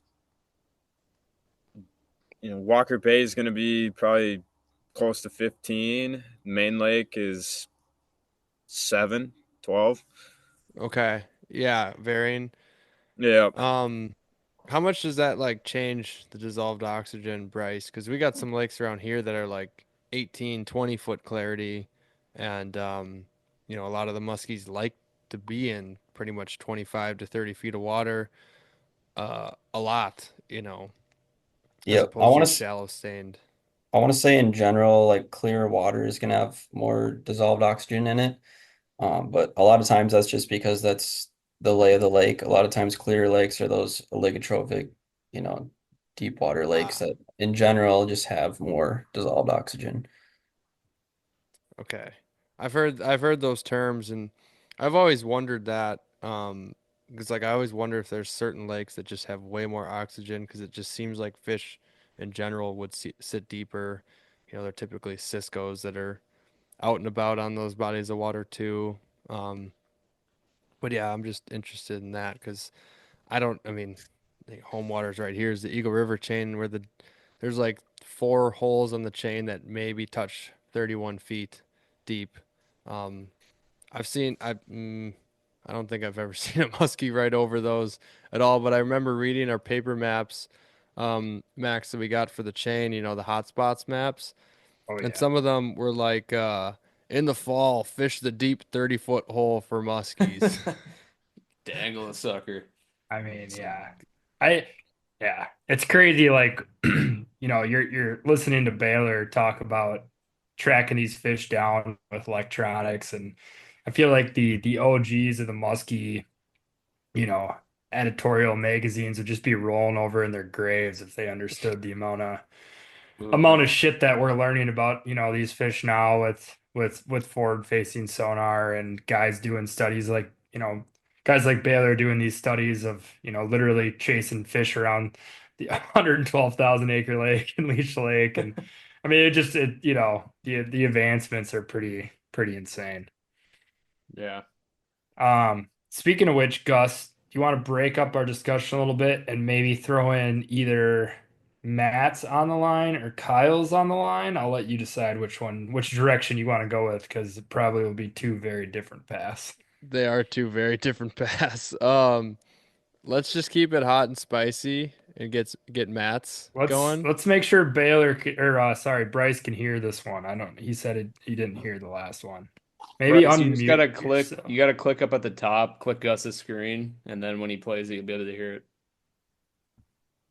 Ah, okay. I was gonna say I hope we're all able to hear it because I had it on this time with the sound. Okay. All right, letting it go now. All right, here's one for you, boys. My question is, why do you think Oh everyone was shoot, so he still afraid can't hear it, to Gus. talk about live Are you scope on seeing his pod? the recording thing, like the email thing? Are you seeing that screen? Um, I mean, I can see that this is recording like what we're Like his screen share. Can you see that? Or are you just seeing Can our you hear it, faces? I can Baylor? see that now. Yeah. Okay. Oh, I just clicked on Gus Manty's screen at the very top. Yep, you'll be good Try oh, now. try that out. okay. All right. All right, here's one for you, boys. My question is, why do you think everyone was so afraid to talk about live scope on podcasts, YouTube, any social media medium for the longest time? I think that there's a lot of information out there that suggests the impact that it has for anglers, both good and definitely bad. But why do you guys think that everyone was too afraid to address the elephant in the room for such a long time? Hmm. I mean, I think it's like that Spider-Man meme, where they're pointing the guns at each other because like you didn't know who was actually using it wrongfully. They might be your friend, and you might think or know they live scope, and it was like, I don't want to call out too many people now. I don't know who's doing it. Spread like wildfire. Yeah. I don't know. I think it's just a lot of people didn't want to hurt their reputation, if you will. I mean, there's obviously a lot of guys that use it and a lot of guys that don't. I know me personally, I don't really use it too much, but I definitely have a lot of friends that use it, and I'm not going to blame them for using it. It's obviously very effective. So, um, but yeah, again, I just think a lot of guys didn't want to have any enemies at that point over it. Yeah, I think for a while, I mean, there's probably the people that started with it right away that saw immediately like how effective it was in general on just catching fish because the muskies are the biggest fish in the lake unless you got sturgeon or whatever, and they stick out like sore thumbs on it. So people just probably adopted it from the beginning right there, and since it was barely kind of coming out from Garmin, and then obviously Lowrance and Humminbird, the competitors were coming out with it. It just didn't spark enough in the industry. And then all of a sudden, when it was heavily in the bass scene, I feel like that was another time when it kind of got hot topic because all the bass people were getting pissed. Nobody was watching bass fishing. Everyone thought it was really lame. And, you know, I like bass when I say this, but it is sort of lame sometimes. But, but, love smallmouth though, and largie sometimes, but all love. But, yeah, I don't know. There's just like a turnaround. Um, it seemed like it was kind of hitting certain places at certain times. Like Minnesota seemed to be the first, and then it's just kind of like slowly being talked about elsewhere, like Canada, and then now Wisconsin, and all sorts of other places and whatnot. And yeah, people just kind of seemed like, I don't know, they didn't want others to know about it. So it's definitely a hot topic there, Matt. That's a tough question to answer. I don't know if you got anything, Max or Brian or Baylor or Brian. You said, I'll let Baylor cook. I got a couple thoughts, but I'll let Baylor cook real quick. He seems like he's got the wheels spinning over there. Yeah, I mean, I know I was when it first came out, I was against it to an extent. I mean, I grew up, 16, you go out there and you just cast your heart out as soon as you get your, boat on the lake by yourself, you just went out and cast it and we caught fish and then you're seeing people that were using it and they were catching bigger fish and it just kind of kept catching more bounds and everything. And I feel like in the last year, I mean, it's a tool that's out there for people to use. People are going to use it. It's not going anywhere. It's going to stay for a long time. It's going to keep getting better and better. So why not take advantage of it and utilize the equipment that's out there for you to maybe catch more fish. And it's not like it's a guaranteed. I mean, there was, you know, it's just like just like fishing in general. I mean, no matter where you go, if there's a fish there, it doesn't mean it's going to bite. I mean, there's plenty of times I'm sure you guys have seen it or have had experiences or heard from other people. If a fish is going to bite, it's probably going to bite in the first two casts or whatnot. And there was plenty of fish I saw this last year that wanted nothing to do with the bait, and you could throw 5 different baits at it, and it sat there and looked at you like you were, dumb, and you were like, yeah, I'm not gonna eat this bait no matter how many times you throw at me. So I think it's just a piece of equipment that people have adopted to using now. Yeah, yeah, it's funny that you say that because it's like, and I kind of apologize to you guys because we really have not talked about live scope much on the podcast, and so like it is really interesting to hear your guys' take specifically because you guys are Minnesota homegrown, and like Gus said, I think it is the state that it really became like a lot more just kind of commonplace in before anywhere else. And I think live scope has almost kind of had an opposite effect on us in our boat over the last couple years, where when we got it, we were like, holy shit, this is cool, like god damn.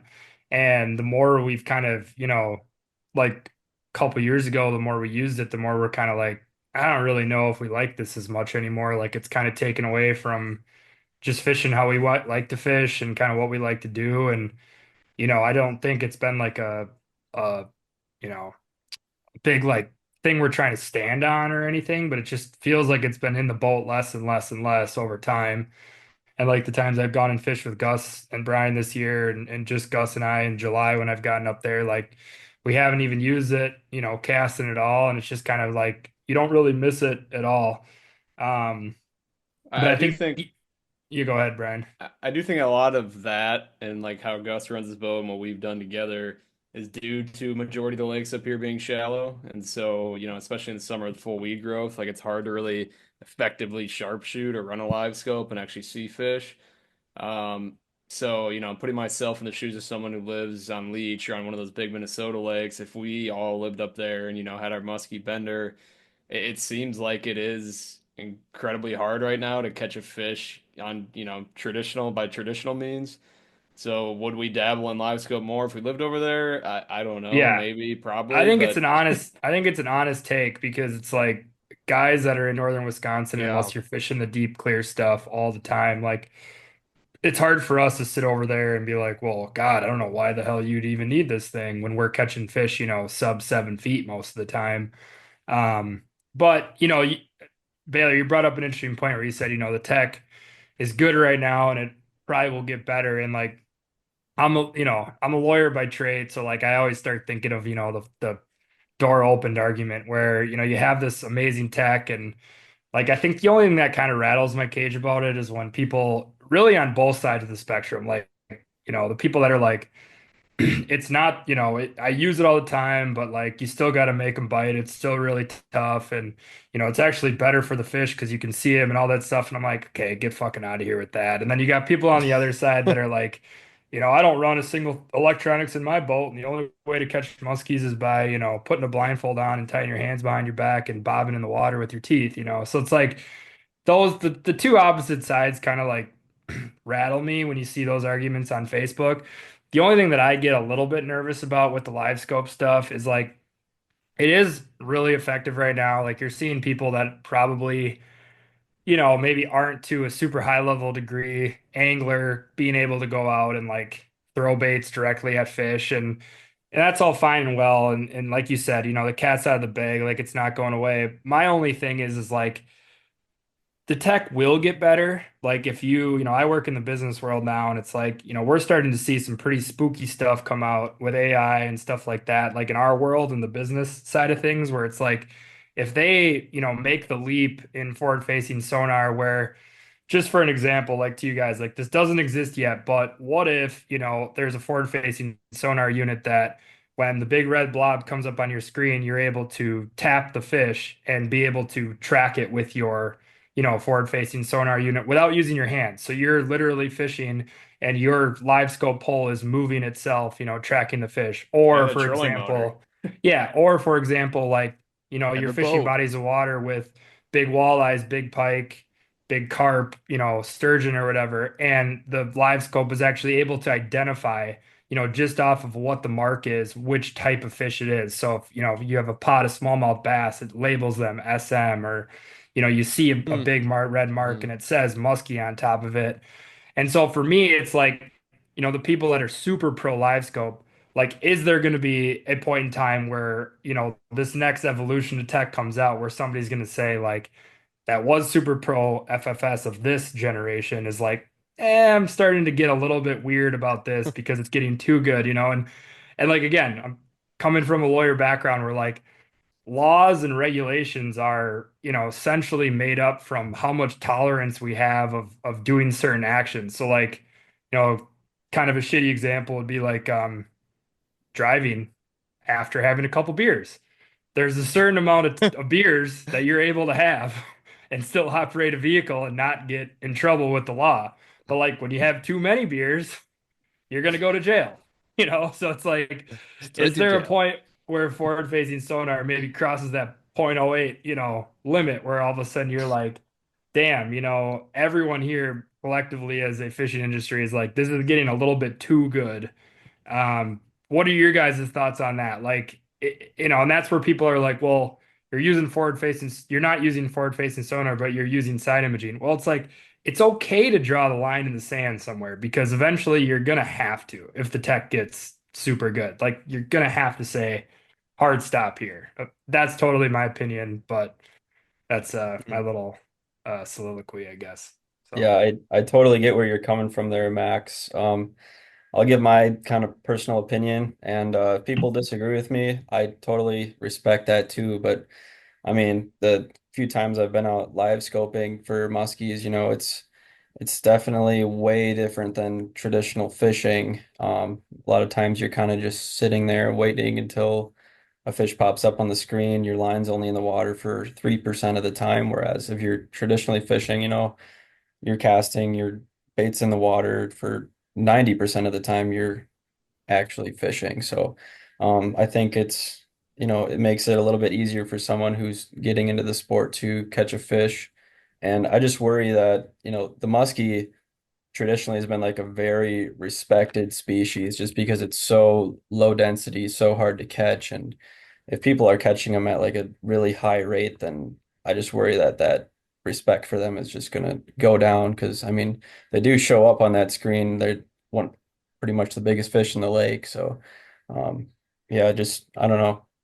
I don't know if they're gonna if the fish are gonna evolve. I know definitely if you see one on the screen, like Baylor was saying, it's definitely not gonna bite, but the ability to cover that much water and put a bait right on a fish's nose is, I don't see how that's not an advantage. So, and like you were saying, Max, like at what point are we gonna draw the line, I could totally see this technology getting a lot more advanced. I know they were coming out with live scope that's going to go out like 1,000 feet.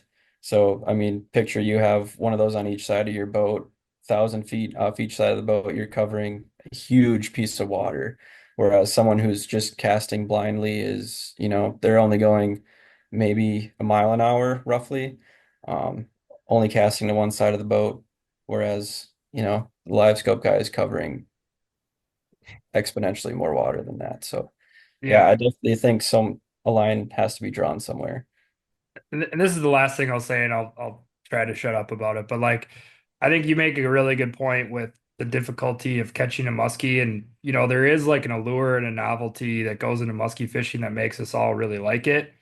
And I do wonder if a little bit of that, the shine of that, starts to fade if more people are adopting the technology. Like people have Yeah. written books about musky fishing and just reading through how they used to hunt for them, and I'm not saying we have to go back to those times, but like half the fun of musky fishing is the planning, the preparation, the bait selection, the grind. Like if it gets to a point where where all those factors kind of have to go out the window because you're just simply like, hey, I need to go out, I'm finding a fish.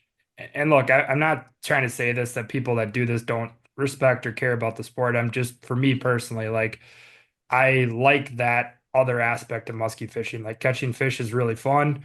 We've been lucky enough to do it for a long time now and have enjoyed it every year. I look forward to musky fishing, but that's the one thing I do get worried about, like you were saying, is just that novelty Yeah. shine kind of wearing off on the sport of like how cool it is to catch your first muskie and all the work that had to go in, the planning, the bait selection, the right, timing, all that stuff that I just feel like kind of gets Negated.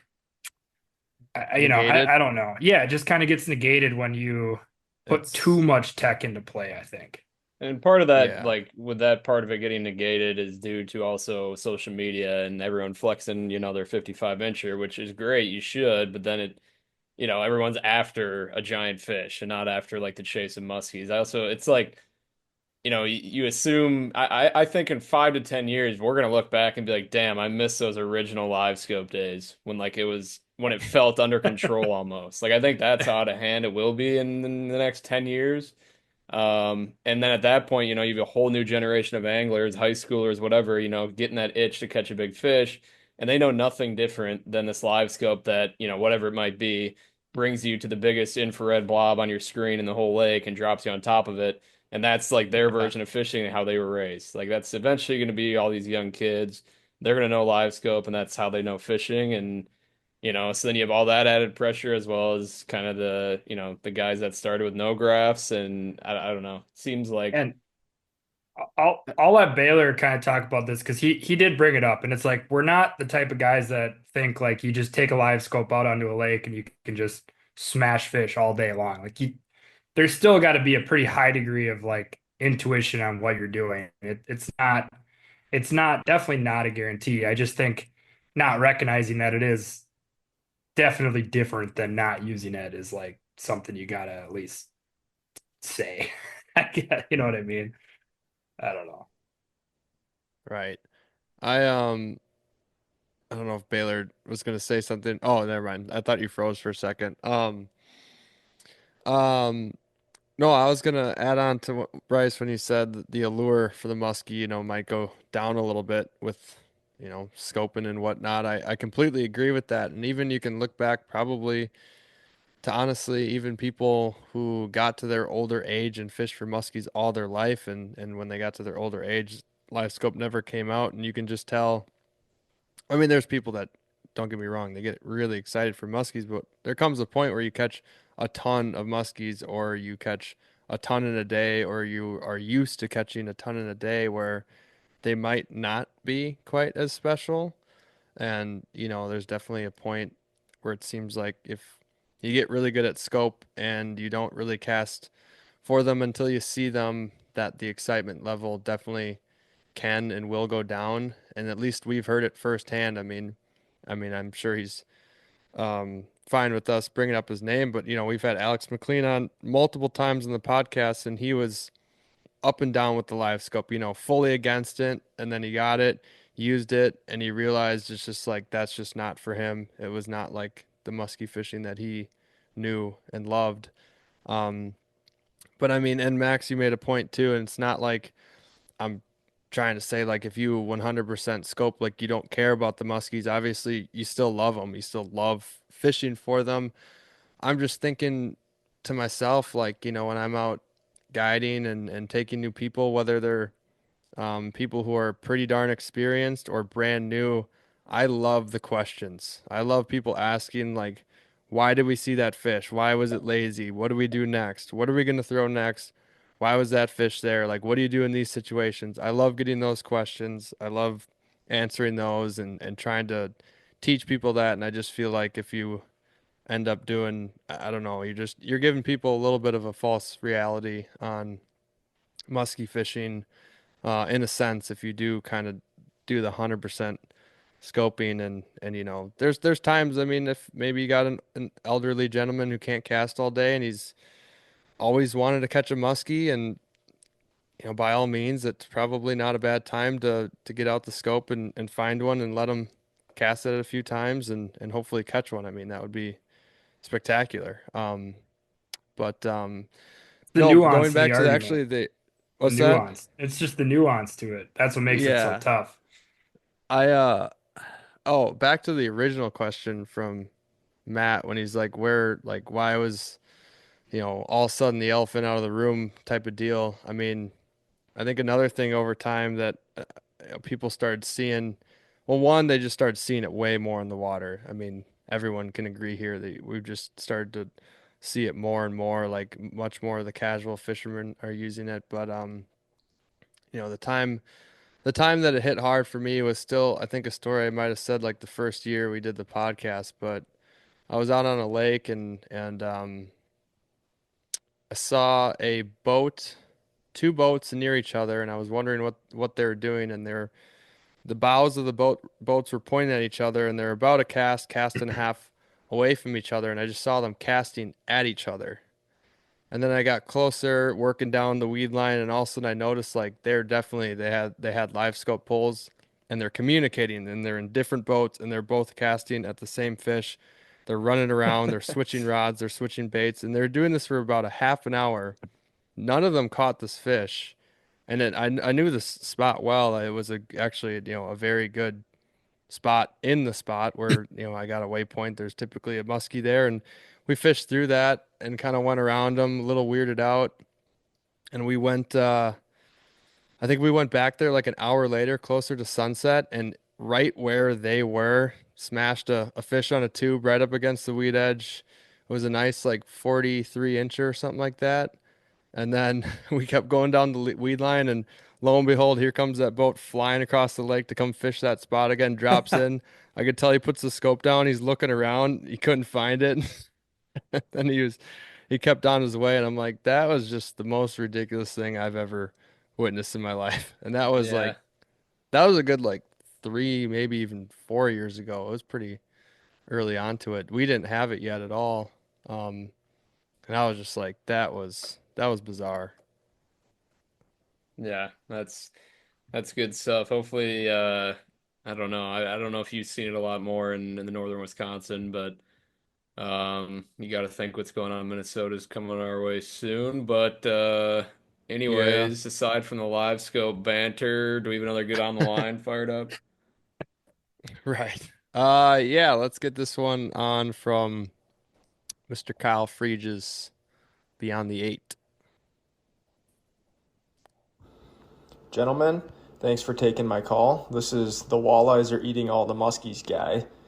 I just got to know, boys, you hear it a lot in sports, the Mount Rushmore of running backs, the Mount Rushmore of pitchers. Who you guys got as the Mount Rushmore of musky fishing? I'll hang up and listen. Ooh, that's a tough question. I Damn. mean, Brian, you got to be up there. I think I'm putting you up there. Yeah, on most of the lists, I would think somewhere up there, 4 or 5. Uh, 4, 5, like I maybe gotta, I making it gotta, in that fourth, yeah, I could slide in the 4 slot. I gotta think on mine. I don't know if Bryce or Baylor, if you guys have 4 that immediately came to mind. or at least 1 or 2. It's a tough one. You can put yourself in there too if you can't think of a 4th.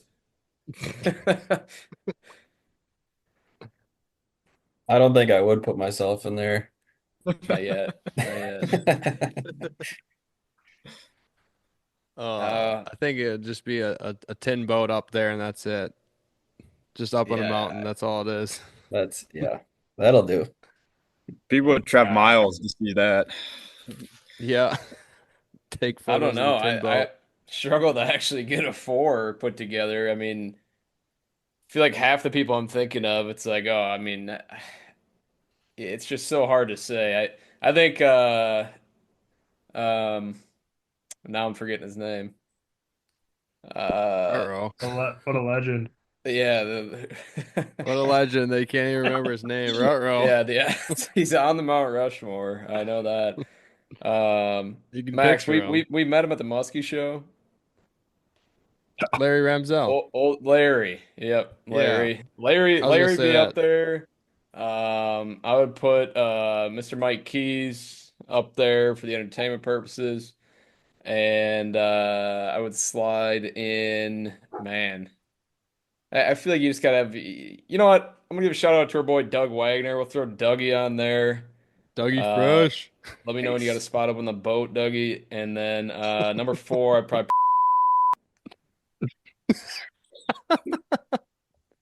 Dude, Did now I anyone gotta else find go? this. Did anyone else go? I took a No. leak real quick. No, Brian let us No. off. He was first on bat. Yeah, he was. Holy shit. Just gonna gloss over number 4 there. Yeah, a ledge. Nobody else has a top 4 though. It's crazy. Yeah, I'm still. I mean, I have a hard time counting the 4s, so finding 4 is even harder. You Yeah. used a term earlier I've never even heard of, so you should be able to count to 4. Must have read that in a paper somewhere. Dividing the lake into triplex clues or something.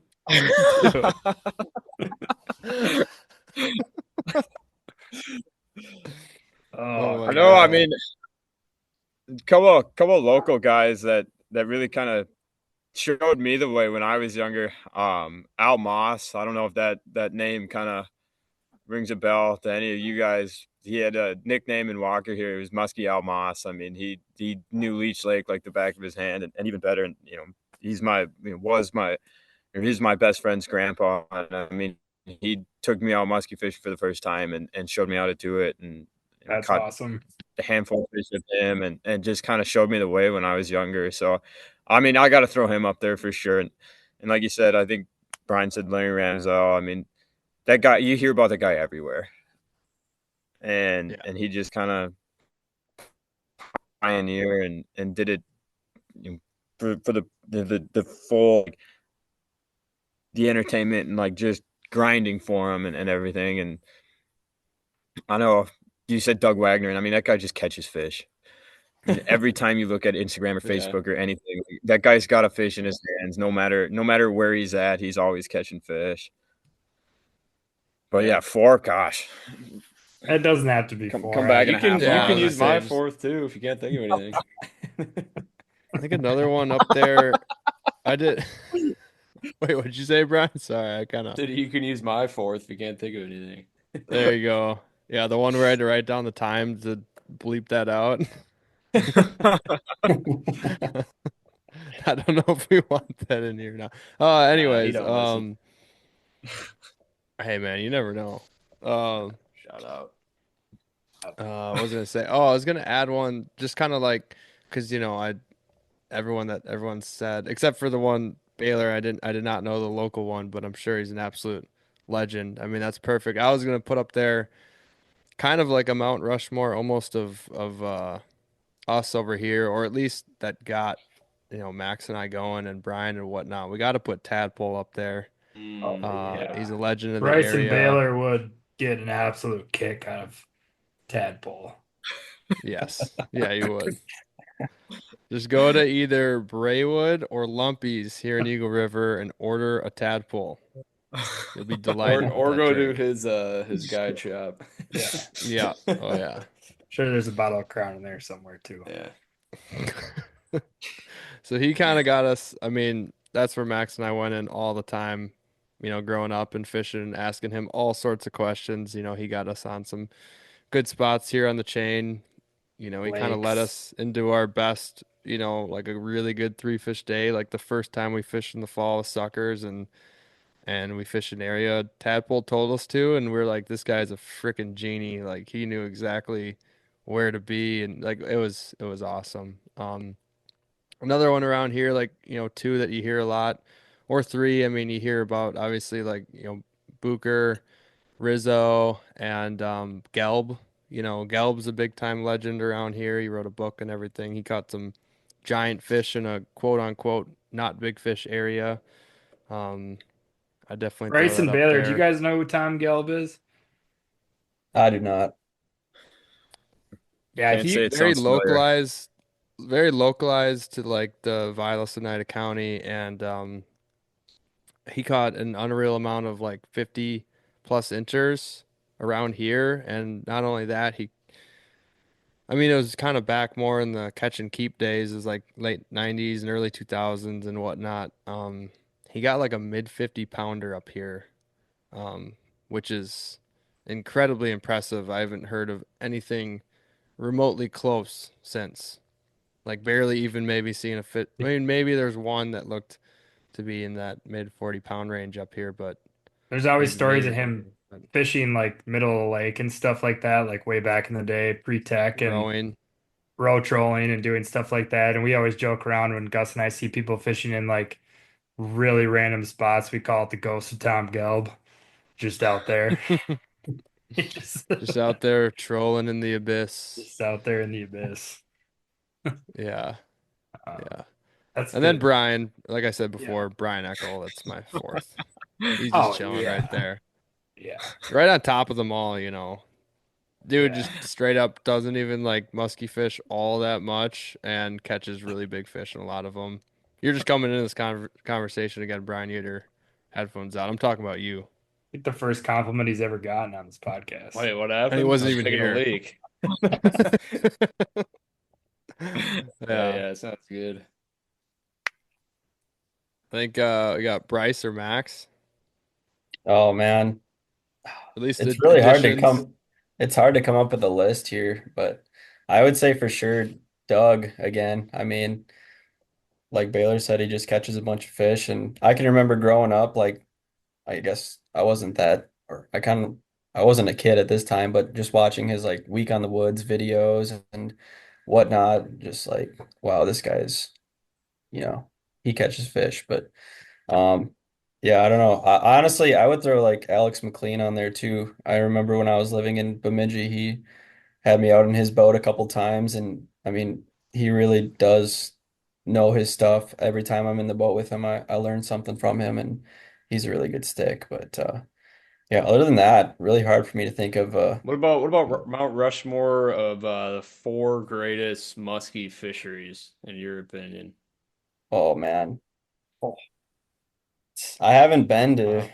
too many of them, so it's I hard to haven't think. either, but I mean, like, I don't know. You hear, St. Lawrence, St. Clair. Yeah, I mean, you've been to Canada. You got me there. yeah, I would say Lake of the Woods for sure. It's just so big and so many fish in there, a lot of different structure you can fish, so that's a pretty awesome place. But yeah, I wish I'd been to more places so I could say, Probably St. Clair too. I mean, Gus, even Gus was able to catch a 50 out there, Freaking so that's got to be up there pretty high. hey, I mean, that was all thanks to the Fins and Grins charters and a couple 8 to 10 bush lattes in my system before that. So That don't hurt nothing. That's hey, how they just hand Bryce me and the I start rod. the battle. Yeah. What's that? Oh yeah. I said that's What's how Bryce and I start the battle. Yeah, May- that's your Oh hell yeah. breakfast. Maybe we can end it with a little battle talk. Yeah. Um, Well, Baylor, what you had something about asking? We had asked something about a continental breakfast. oh yeah, yeah, that too. best continental breakfast spots. Yeah. I mean, This I'm in num on. number one is definitely going to be Rutgers. Shout out to Rutgers. Great continental breakfast spot. Where Like at? Rutgers on Bemidji, north side of Lake Bemidji. Um, Oh, we're heading up there in a couple weeks, so oh, that's are duly you? noted. Yeah. Okay. Oh yeah.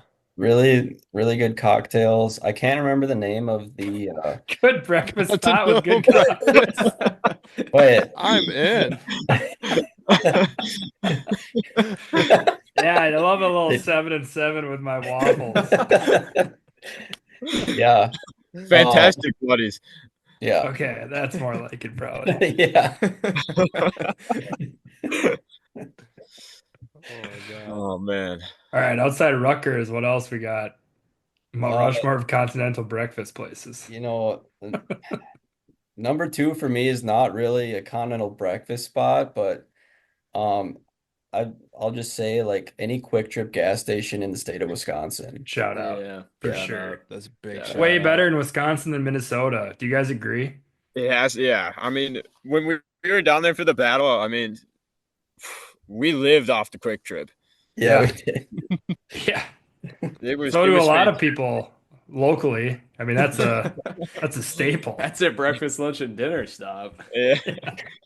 I think we might have done that. Yep. Yeah, I mean, you can order and customize your own breakfast pizza at Quick Trips in Wisconsin if you want to. Yeah. Yeah, it's Yeah. crazy. It's We're really not going good. back there for the battle. Well, yeah, I mean, I don't know. I think people got a little jaded last year after a tough bite, but it would be fun to make a battle stop in Wisconsin in the next couple years, I think. But I don't know. I don't know if the tournament directors will oblige. We'll Shit see. flowy. Right. I'm Yeah. I'm looking forward to this year. I know hopefully me and Baylor do pretty good now that Baylor's got trackers in the fish, so As long as you guys don't ban the acoustic tags and the telemetry gear, I think we'll do all right. It's a heck of live scope, but we'll be out there just tracking the fish and casting on them. So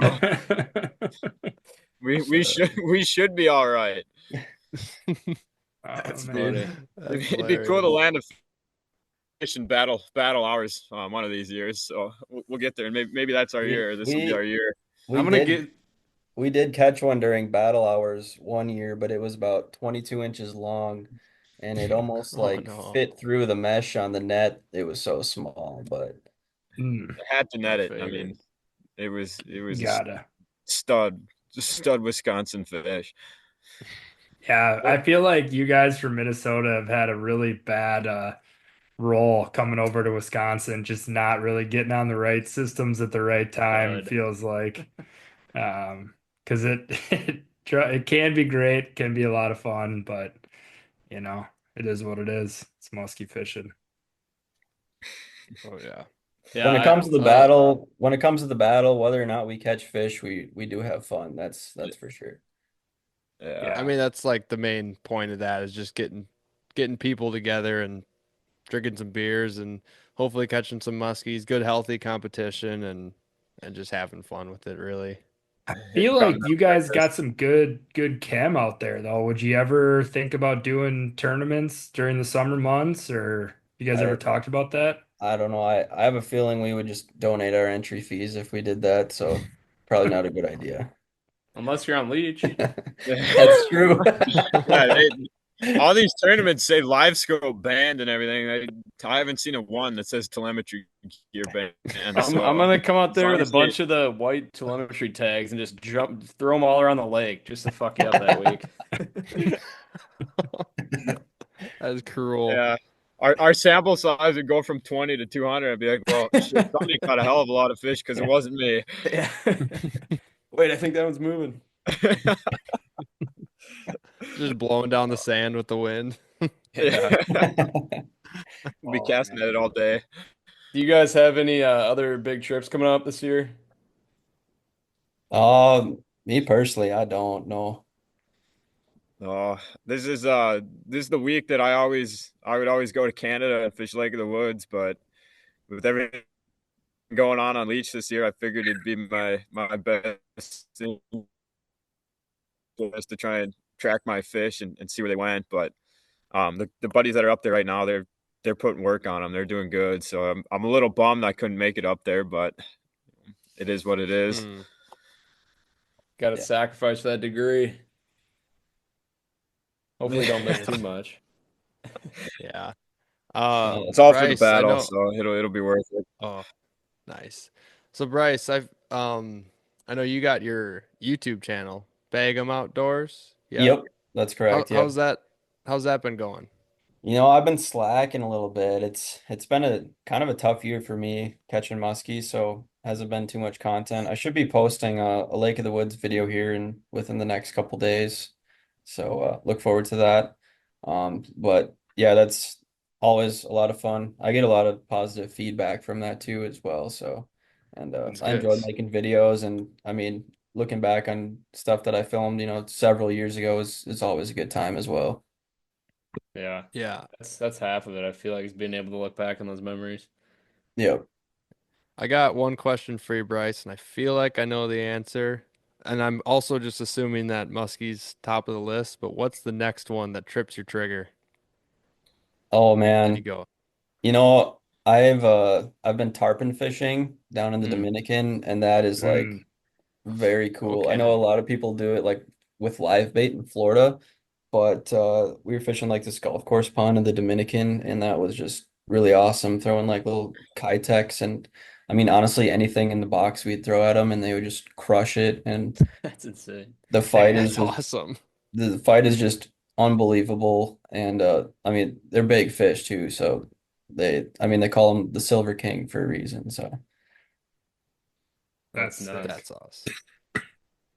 Damn. Yeah, I see videos of them tail walking like in little ponds or whatever you'd call them on golf courses or whatever. It's just so yeah, Yeah. sick. God, yeah. But yeah, as far as freshwater goes, I mean there's nothing more exhilarating than catching a muskie in the figure eight, in my opinion. true. Well, Very you true. guys got any closing thoughts, Bryce and Baylor? Anything you want to end on? We really appreciate you guys hopping on here and entertaining us here for a bit. It's a lot of Yeah, fun. for sure. It's been It's a good awesome. time being on here, and really enjoy listening to your boys' podcast. I listen to it all the time when I got some time to burn, and keep it up. Appreciate it. Keeps me going out on the lake. I know that it's always a good chuckle listening to you guys talk. So it's a a treat to be on here. So I really appreciate it. That Yeah, was we had a blast. We knew we were gonna get you guys on after meeting you guys at the battle. We're like, we got to get these guys on. They're just characters and they know a fuck ton about fishing in general. So, how just humor me here. How old are you guys? I'm 23. Okay. Yeah, 23. Yep.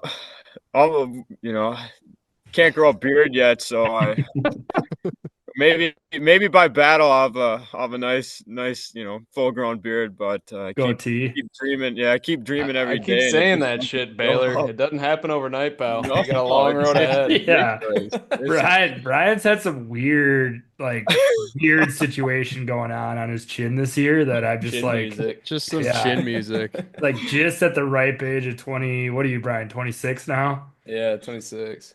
Yeah, he's got some Oh, weird things coming on. Like I don't think he's ever owned a razor before, and so like a couple days up north, I'm like, dude, you got to take care of whatever's going on Well, how do you think around I your trim it mouth. up, dog? I don't know. no, there's some These weeks are where it looked like you went a week or two without even realizing Yeah, it was I there. can look pretty grizzly pretty quick. Give me a few You days sure? a few days out the sun. That's just not true, though. Depends how close you That are is to me. insane.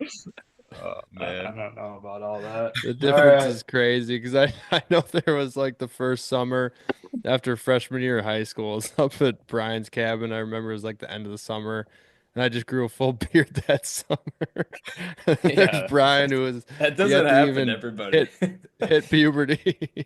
Damn, Brian you're grew hearing like him out. 7. Sorry. Just the way the cookie crumbles, pal. Just the way it crumbles. I see Bryce has got a nice little muzzy going on. Yeah, I'm starting to like that. I don't think that'll go anywhere anytime soon. So You're starting to Good. like that. yeah. You get You look in the mirror, just like Yeah. hell you yeah, getting dude. compliments Yeah. or what? Hell yeah. That's Oh, that's hilarious. I'm starting to like it. That's good shit. Oh man. I don't know, Max and Brian, if we want to do a quick outro afterwards, if we just want to rifle it right from here. But I was just gonna ask that kind of out loud, and also Bryce and Baylor, of course.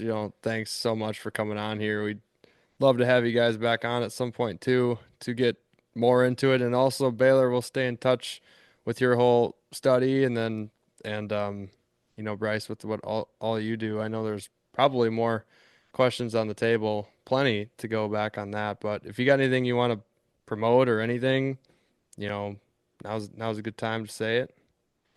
I mean, yeah, like you said, Bag 'em Outdoors, my YouTube channel, and you can follow me on Instagram, bag'em.fish. Sweet. I don't know if there's any listeners from the Leech Lake area, but if anybody catches a tagged fish, I mean, report it to me. We've got signs out on all these lakes and everything, and in kind of combination with the telemetry study, we're doing a population estimate on leech, and we're asking anglers, just anybody that catches a muskie, to take a thumbnail sized fin clip of any fin to really get an idea how many fish we're working with in that lake. So if anybody is up in that area or heading up there soon, listening, take a fin clip of those fish and drop it off at either the DNR office in Walker, or shoot me a call or to email at short.baylor1@gmail.com. And I'd love to chat about it a little more if they've got any questions. Okay, yeah, I was just gonna ask what the best way to get a hold of you is, because I don't know, Gus can probably speak better to this, but I think our demos honestly are like more Minnesota than they are Wisconsin sometimes. So I'm sure there's plenty of Minneapolis people is listening number to one. this. Yeah, I'm sure there's plenty of people that are listening to this that fish Leech Lake quite often and probably will be fishing it more, I would assume, as we get later on into the year. So yeah, best way to get in touch with you, I think, is good. So you said your email, Yep, and yeah, email. It's probably the easiest for everybody to find me. I'll be out on the lake, so I don't always have a phone, but yeah. Yeah. Great. It was Short.Baylor Baylor one. 1. You got it. at Gmail. Yeah, short. Yep. Yep. gmail.com. Okay. I'm And just don't gonna send be you afraid to random hit him up emails. and just ask how he's doing, guys. Yeah, All right, everyone wants to know seriously, where do Baylor's not at. be Nobody asks afraid. how Any, he's any Just tricks to grow facial hair, I'll take that too. I mean, anything works. do not spam his inbox, everybody. Baylor, we have a bunch of really good looking girls that listen to this too, so you're probably gonna get a bunch of them in the email. Yes. Yeah. It's gonna be Yep. amazing. Yeah. All right. Well, we'll just I'll let Brian take it away. Of course, Does anybody hopefully else want to everybody. take it away? No, Right Brian, I there? think it's all you, bud. No, dude, it's all Nobody you. wants to go. Somebody's got to be Nope, chopping at the it's bit. literally your job. Like you have 3 jobs on Literally, this podcast. I do get paid a yeah. lot for this. This is my one job. That's crazy. All right, everybody. Thank you for listening to this episode of Muskies on Tap. Shout out to Baylor and Bryce for coming on this week. Incredible stories, incredible knowledge bombs on these Muskies traveling extendo distances across massive, massive oceans. Guys, what do we got coming up here? We got Mile Music in My End of the Woods this weekend. A couple weeks till the Muskie Bender. Any other big news out there coming up? PMTT later this month. Shout out. All right, peace, everybody.